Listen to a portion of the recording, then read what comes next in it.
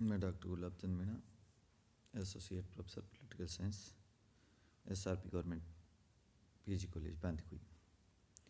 आज हम पढ़ेंगे नेहरू की दृष्टि में मार्क्सवाद और संवाद क्या था।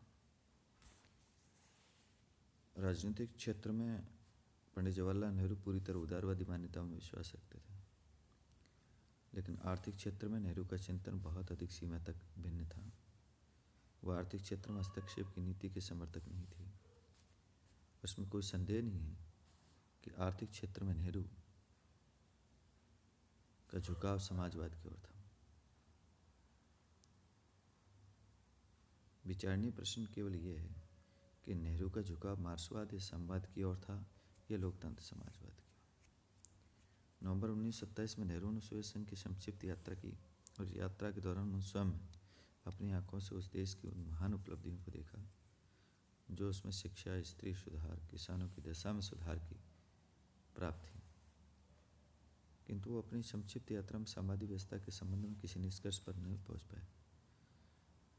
इसलिए उन्होंने अपनी पुस्तक सोवियत रशिया में, जिसकी रचना उन्होंने 1928 में की थी, सोवियत संघ और साम्यवादी व्यवस्था के संबंध में कोई निश्चयात्मक रवैया नहीं अपनाया।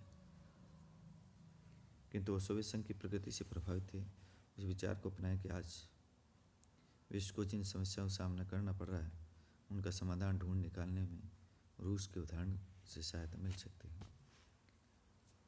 नेहरू को मार्क्स की विश्व और इतिहास की धारणा से प्रेरणा मिली।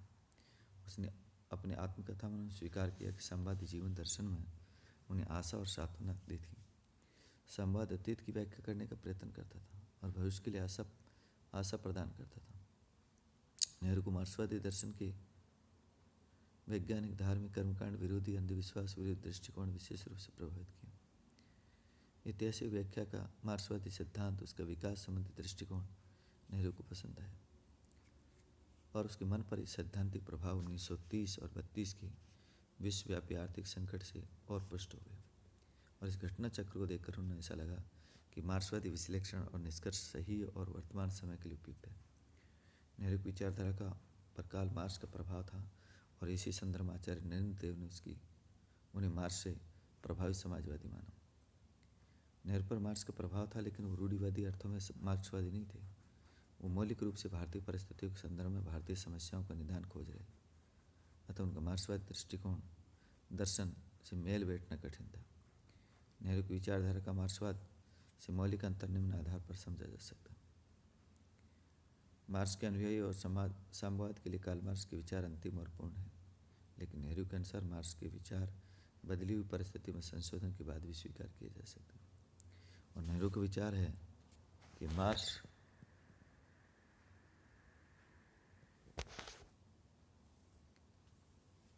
मानव चिंतन और प्राकृतिक समाज विज्ञान क्षेत्र में जो प्रगति की है, उसे देखते मार्क्सवाद पुराना पड़ गया और इसमें बहुत कुछ रूपांतर और संशोधन की आवश्यकता है। दूसरा जो था, मार्क्सवादी चिंतन का एक मूल तत्व है कि व्यवस्था में परिवर्तन हिंसा और बल प्रयोग के आधार पर ही संभव है। लेकिन नेहरू ने हिंसात्मक क्रांति को भी कभी भी उचित आवश्यक नहीं माना। नेहरू का विचार है कि 20वीं सदी में जब राजनीतिक लोकतंत्र स्थापित हो गया, ऐसी स्थिति में वांछित परिवर्तन लाने के लिए हिंसक और तौर तरीकों को अपनाने की कतई भी आवश्यकता नहीं। नेहरू हिंसात्मक पद्धति को अपनाने के बजाय शांतिपूर्ण, मैत्रीपूर्ण, रचनात्मक पद्धति को अधिक उपयुक्त मानते हैं। मार्क्स ने हिंसात्मक क्रांति को अपनाने की आवश्यकता पर बल दिया। नेहरू ने मार्क्स के असामान्य साधन को असामान्य परिस्थितियों के परिणाम मानकर पूर्णतः स्वीकार कर लिया। वर्गसंघर्ष सिद्धांत को ग्रुप कभी नहीं अपनाया, जिस रूप में मार्क्सवादियों के द्वारा इसका प्रतिपादन किया गया। मार्क्स साधारण संपन्न वर्ग के अस्तित्व को समाप्त करना जरूरी समझते हैं, लेकिन नेहरू ने कभी भी इसे आवश्यक नहीं माना। वो साधारण संपन्न वर्ग के अधिकारों को सीमित करना ही पर्याप्त समझते हैं। मार्क्सवाद लोकतंत्र का विरोध करता है, लेकिन नेहरू की लोकतंत्र में गहरी आस्था थी और लोकतंत्र में उनका अभिप्राय केवल राजनीतिक लोकतंत्र से नहीं था, अभी तो सामाजिक आर्थिक लोकतंत्र से था।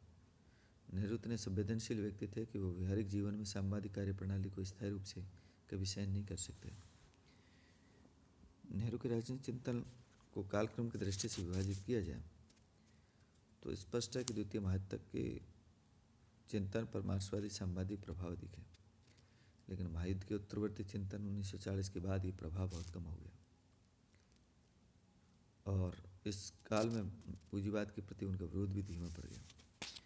इस उत्तरवर्ती चिंतन को दृष्टि में रखते हुए डॉक्टर विश्वनाथ प्रसाद वर्मा लिखते हैं कि नेहरू के मन में मार्क्सवाद के प्रति मूलतः कोई झुकाव नहीं था और ये तो मात्र एक संवेगात्मक अनुराग है।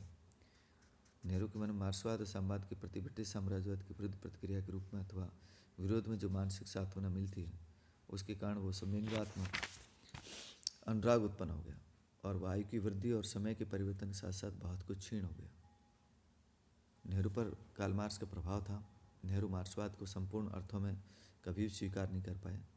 नेहरू के 1940 के पूर्व के चिंतन में ये प्रभाव अधिक है, 1940 के बाद के चिंतन में ये प्रभाव बहुत कम हो गया। नेहरू और लोकतांत्रिक समाजवाद। राजनीतिक क्षेत्र में नेहरू जी पूरी तरह उदारवादी मान्यताओं से विश्वास रखते थे और लोकतंत्र के प्रति उनकी आस्था बहुत गहरी थी, लेकिन आर्थिक क्षेत्र में वो हस्तक्षेप की नीति के समर्थक थे। वो भारत की आर्थिक समस्याओं का हल समाजवाद में पाते थे। लोकतंत्र और समाजवाद दोनों के प्रति उनकी आस्था ने उन्हें लोकतांत्रिक समाजवाद का प्रतिपादक बना दिया। पंडित जवाहरलाल नेहरू सार्वजनिक जीवन में लोकतंत्र और समाजवाद में विश्वास करते थे, उन्हें एक दूसरे का पूरक मानते थे और राष्ट्रीय कांग्रेस के द्वारा समाजवाद संबंधी प्रस्ताव पर पंडित नेहरू की अध्यक्षता में 1929 में पारित किया गया अध्यक्ष भाषण में उन्होंने स्वयं अपने संबंध में कहा कि मुझे इस बात का स्पष्ट स्वीकार कर लेना चाहिए कि मैं समाजवादी और गणतंत्रवादी हूँ।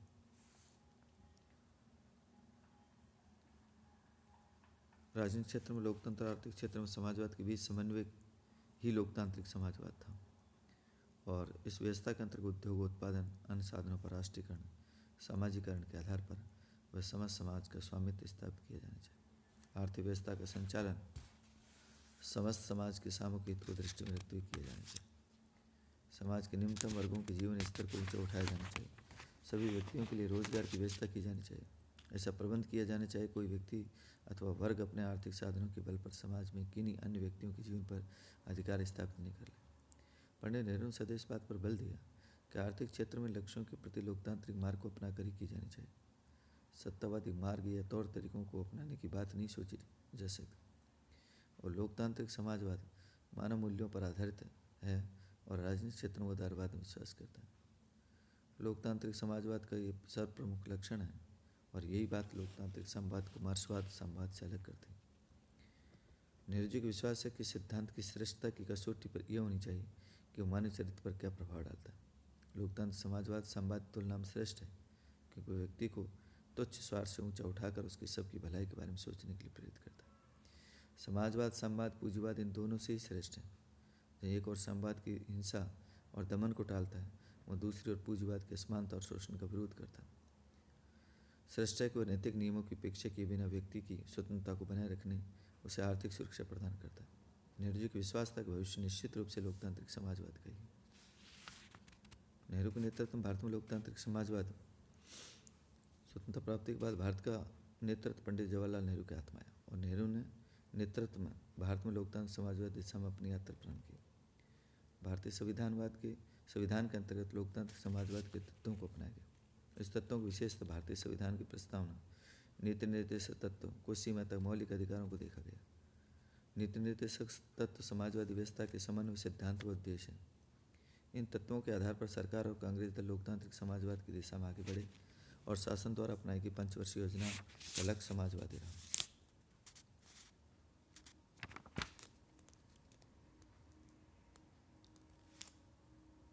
अब हम देखेंगे कि नेहरू और गांधी जी दोनों के व्यक्तित्व मूलभूत अंतर था। गांधी एक धर्म प्रधान और पूर्वी दर्शन से प्रेरित अनप्रज्ञा के आधार पर कार्य करने वाले विचार और कार्य में कुछ सीमा तक आधुनिकरण के विरोधी थे, लेकिन नेहरू बुद्धिवादी, संशयवादी, समाजवादी जीवन के सभी क्षेत्रों में आधुनिकरण की ओर आगे बढ़ने वाले थे। पंडित नेहरू ने मन में गांधी जी के प्रति सदैव गंभीर भावनात्मक अनुराग रहा। नेहरू गांधी जी के प्रति गहरी श्रद्धा रखते थे और गांधी नेहरू के प्रति गहरा स्नेह। आयु के बढ़ने के साथ साथ स्नेह के वो बंधन अधिक दृढ़ होते गए और दो महान व्यक्तियों के बीच आत्मिक संबंधों का ही अनुपम उदाहरण है। नेहरू की गांधी जी को सर्वप्रथम भेंट 1916 की लखनऊ कांग्रेस में हुई। 20 में गांधी जी के प्रभाव आए। नेहरू पर गांधी जी का प्रबल निष्ठा और कार्य की लगन का गहरा प्रभाव पड़ा था, और गांधी सदैव विचारों कर्मों की एकता पर बल दिया करते थे। नेहरू के मन में गांधीवादी के प्रति श्रद्धा भाव पैदा हुआ। दोनों में गहरा अंतर भी था थोड़ा सा। अहिंसा के सिद्धांत स्वीकार कर नेहरू उस सीमा तक जाने के लिए तैयार नहीं थे जहाँ तक गांधी जाना चाहते थे। नेहरू गांधी के प्रन्यास सिद्धांत से भी सहमत नहीं थे। नेहरू की बात अविवेकपूर्ण लगती है कि पहले तो व्यक्तियों की संपत्ति बटोरने का मर्यादित छूट दे दी जाए। तो इस तरह से दृष्टिकोण का आधार भी थोड़ा सा अलग करता था। नेक्स्ट